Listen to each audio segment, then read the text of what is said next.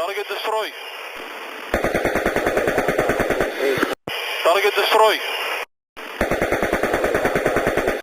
Video capturing these pilots shooting down those Iranian drones from those helicopters. You've been in these helicopters, Don. First thoughts about what you saw.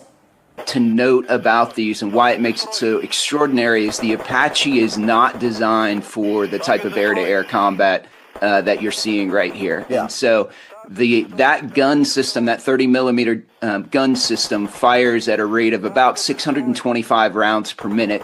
The reason why that's significant is because most air-to-air platforms fire in the several thousand rounds per minute. And so it is certainly a image of Apache gunships doing something for which they were not designed.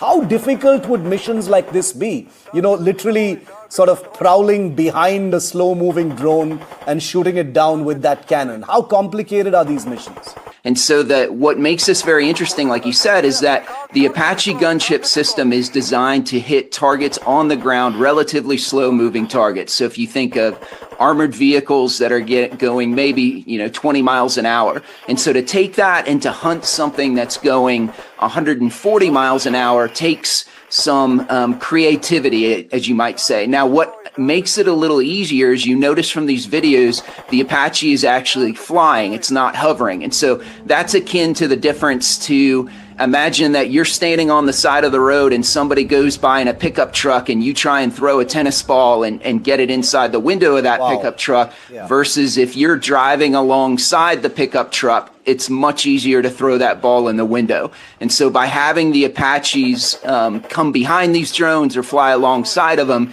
you decrease the delta speed between the two of them and make those guns engagements easier. Now, it's still very, very difficult to do because another thing that's unique to the Apache, because it has that slow rate of fire, is what you'll notice, there aren't tracers in these rounds. Yes. When you see the rounds, sometimes what you're actually seeing is under FLIR, under the forward-looking infrared, you're seeing the black hot of those rounds coming in. And so the gunner can't walk those rounds onto target like somebody who's flying an F-16 does. And so what he or she is doing is using what's called the TADS, the target acquisition system at the front of the helicopter, in order to track that target. And then there's a fire control computer in the Apache that's actually doing the math for that gunner and figuring out how to lead that target. So still, as you see a lot of those bursts, he's firing, and that's another thing the Apache does, is you have a burst limiter. And so I would guess his burst limiter is probably on 10 rounds. And so every time he squeezes the trigger, 10 rounds come out of that gun,